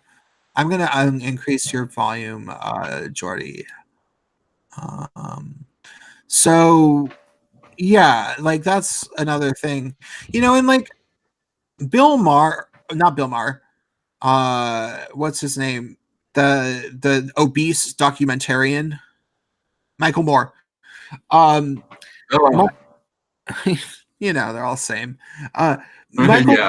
Michael Moore, he predicted that Trump was going to win, and he talked about it's going to be a big fu to the establishment, blah blah blah.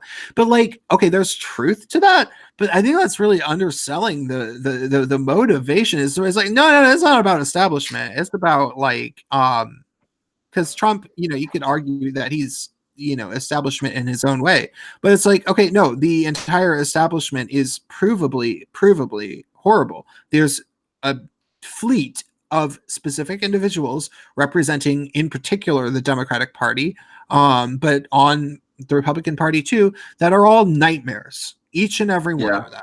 And it's not just about, oh yeah, we're gonna rebel, and because Michael Moore tried to twist it like, oh, people just hate their lives, they're unhappy, and so they want to say F you to the people that they feel made it that way, and it'll feel good. And it's like, no, it's not, or F you to the establishment, because they blame their shortcomings on the establishment. Like everybody's a rebellious teenager. I just don't think that that's true. People are like, wait, no, we know sort of why this is. You know, like we can point to specific people like Obama that made things this way. Yeah. And I think Hillary took it to a whole other level. And then since then, they've gotten even more psychotic. But I don't understand how it's like they've doubled and tripled down on all the things that have pushed people away. Like, Bill Maher just recently did this whole rant about how, half the country is just dumb and moronic and shit. And I don't understand. They keep blaming the voters. And I don't understand how they are so arrogant and so dumb to not understand how it might not work to say to people, you're dumb, you're stupid, you're evil, you're a bad person, you're deplorable, now vote for me. Well, I think that it kind of goes back to, one of the things I was saying earlier, which is simply that they literally don't have any promises. They can't do anything for anybody, but there are people who are paid to try to get people to vote. And the only thing that they know is slander, libel, and intimidation. That's all they know, because that's the only thing they got. Like there's just no even rudimentary argument to be made for any of the Democrats at all. And I don't think that there can be. I mean, and okay, so this is something that I've only come to over the past few years of doing YouTube and like really, really researching the crap out of all sorts of videos. I mean, Hillary Clinton was ready to like take those Obama reigns, supposedly, but it's hard for me to actually think that she would have been as bad as Obama. Obama was a shady guy. Like he just came out from the get-go lying. And if you look at his policies and stuff, and you look at the like, I really didn't think this until recently, but I've started to look like he really likely is a Muslim. Like that's not something that right-wing people were making. I don't know about that. No, I know. I didn't know either. But there's like footage of him saying that he's a Muslim, and he doesn't even correct himself. The guy interviewing him does. Like I could show it to you. Like he's all like, "Yeah, I mean, people have criticized me for my Muslim faith," and he's like, "Christian faith," and he's like, "Oh yeah, my Christian." Or it was like this weird thing, and there's like all these old pictures of him wearing like the robes and the cap. And now I'm not saying that he wasn't born in the United States, like he was in Kenya, but like it does seem like there is a very high likelihood that he is totally lying about the Muslim thing, because he lied about all sorts of other things. And he was having like the first Islamic gathering at the White House, and he was always he did actually admit on television to be training ISIL forces. Like it just list goes on and on about and the policies that he implemented in terms of economics and in terms of immigration. It is like he is interested in ending the American capitalistic society that we have all grown up in. It seemed like that's it. If he wasn't trying, then he made all of the biggest mistakes imaginable. That's what I think. Well, yeah, but okay. One of the things, there's evidence out there that he was trained in spent years in Kenya learning from anti-colonialists, right? And everyone's like, yeah, anti-colonialism, right? What does that mean? That means anti-America. That means anti the entire Western existence, right? Well, no, and even it's just like anti-capitalism. Like anybody who has money and can like do things, because it's not like they didn't colonialize in some regions, like from from somewhere to another in Africa. I mean, the slaves that were sold in the transatlantic slave trade were sold by black people in Africa. Like the white people didn't go there, round them up. That's not what happened. They bought them from slavers who were African tribes that would enslave other tribes. And so, like, it's not as simple as these people would like have you believe. I mean, there's probably in particular Japan and maybe China have colonized all sorts of other places in Asia. I mean, everybody kind of knows that. So it's like it gets a little bit more complicated, but at the same time, yeah, they do mostly mean capitalism. And then if you read about the history of like the post-communist left, which is basically, communist in all but name, and they don't actually have any outcome that they hope for. The only thing that they want is to topple the capitalistic superpowers of the world or something, but starting with America, of course. But they also hate the UK and Israel in particular. And this stuff has been well documented by scholars and stuff for decades. Like I read David Horowitz's book that he wrote in 2006 about the unholy alliance between the far left, which is basically just people that were trained by communists from the 50s and 60s that, are basically just communists, but they really mostly just hate white people and men and capitalism because they don't have an idealized future in mind. He was writing about these people and their stuff in 2006.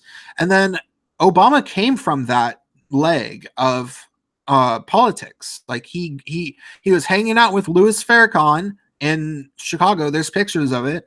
He just like all of these things. And David Horowitz still to this day will say that he thinks Obama is a communist because of he was raised by communists. He, his entire history was in this stuff. And if you look at what he did to the economy, if you look at, it's like kind of hard not to start thinking that there's a lot of truth to it, if not entirely truth to it. And I mean, like the only thing different would be like he maybe half communist, half Islamist or something, which I mean, it sounds crazy. Like I don't like sounding like that. I voted for him twice. Well, there's a book called Obama's Rage, and it's actually about his father, and it's all about the political stance of his father. So if you want to look into it more. Yeah, I would be curious about that. I don't know. I think it's more a leftist ideology thing. I think if he were a Muslim, why would he have bombed so many Muslim countries? Like, I think that's just their ideology. No, wrong with. Whoa! Somebody major feedback. That was weird. Okay, there's a major flaw with the argument that you just made, which is that like the dramatic majority of terrorist attacks every year and wars that are like sort of being fought in places are Muslims attacking other Muslims because there's a million different sects and a million different warring factions. So if you like look at the terror maps in the Mideast, it's like you see a hotbed in Pakistan and you see hotbeds in like, I don't know, like Yemen, Saudi Arabia, things like that. And it's because of disputes and disagreement with like which particular strain of Islam they follow. And so like that would make perfect sense that Obama is playing right into those politics as the president of the United States and is like, I don't know, carrying out an agenda for some potentially Middle Eastern, because I don't know, this is true, I don't know, I probably almost nobody knows that this stuff is true if it is or not, because it would be classified. But maybe Obama has an alliance with a certain ruler and is fighting that guy's wars for him, and that's why I mean the wars were secret. They were fought with drones. Didn't even tried his best not to let the American people know about it. That falls perfectly in line with some sort of fascistic, like Islamo-fascist type thing to me. So like. If you actually really study up on this stuff, it all falls in line with kind of like what a lot of Republicans were always saying, and then they just get accused of being racist, and then they were always complaining about that. You can see Ann Coulter over and over being like, he would have been impeached if he wasn't the first black president, and she was probably right, and that's where it's like, oh my god, damn. Yeah, I don't know. I think his policies were a bit tepid. I don't know. I think a lot of radical leftists would probably hear the things you're saying and be like, I wish that was true. Like, I feel like he really didn't do much of anything for this country. Well, he couldn't get much done, sure, because he was incompetent.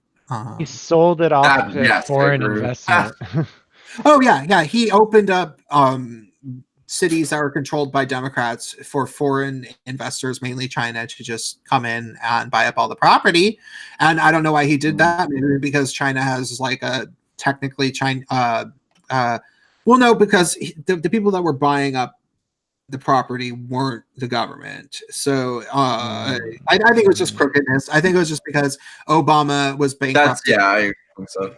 Yeah, crookedness, and of course, if he's communist, then of course he's going to align more with China.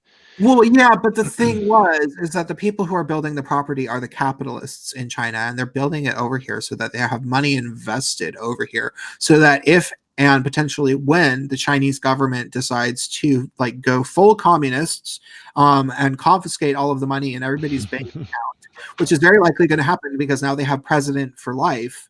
So you got to be careful, and they want to have money invested overseas, likely so they can just go ahead and flee China and try to become citizens in wherever it is.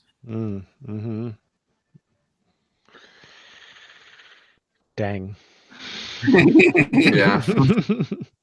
It's crazy. It is crazy. Like, I don't know, maybe he did shake hands with the but no, I think that largely like there's other things that are just obviously incompetence that he probably wouldn't want to do. Like it was just discovered that there was redlining going on in terms of the property advertising on Facebook, where developers who are paying for ads for buildings were literally saying like, you can't search for my ad if you're like black or white or something. Like they were violating the fair housing. Yeah, they were violating a law, and that went on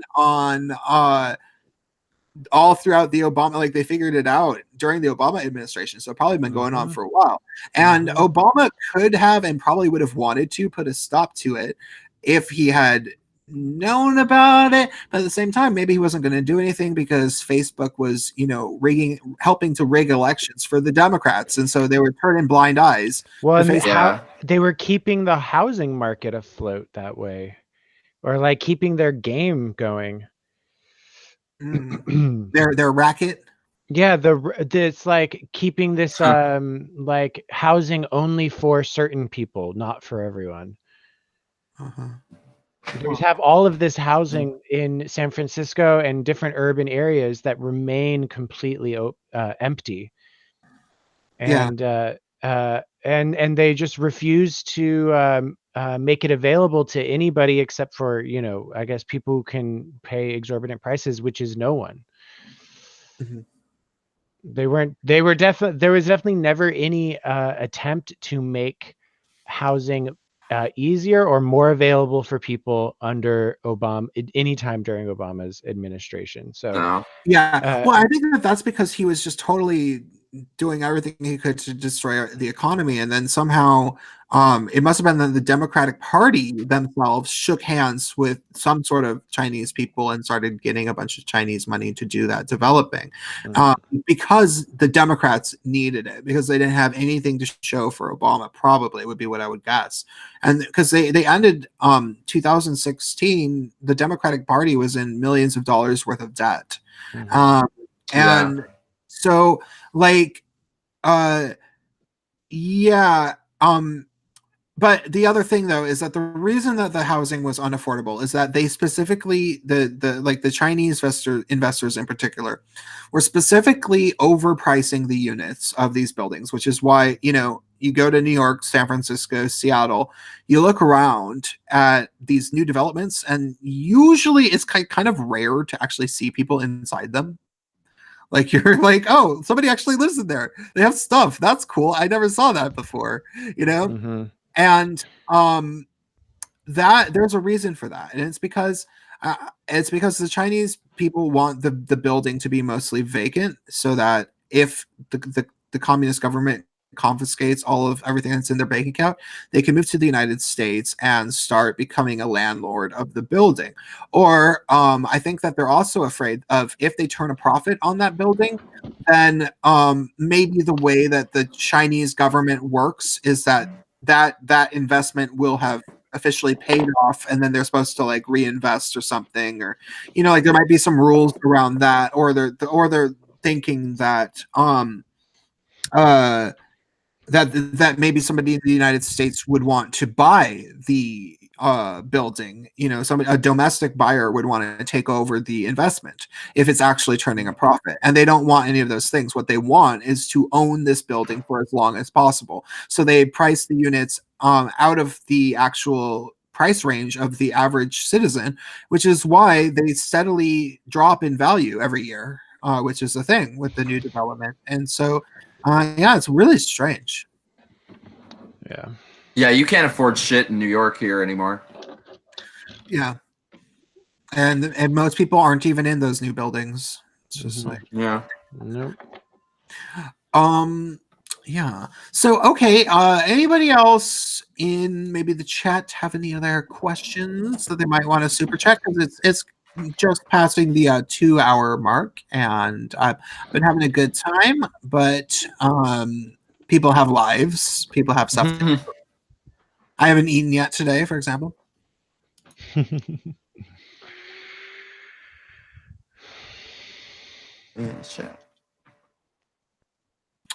I'll give them a second on that. Oh, by the way, guys, I have a video that's going to be coming out. I'm finally taking apart ContraPoints piece by piece, going to eviscerating them as the just blatant liar propagandist who's probably in bed with the same exact people that Anita Sarkeesian was in bed with, that sponsored that crazy ass channel.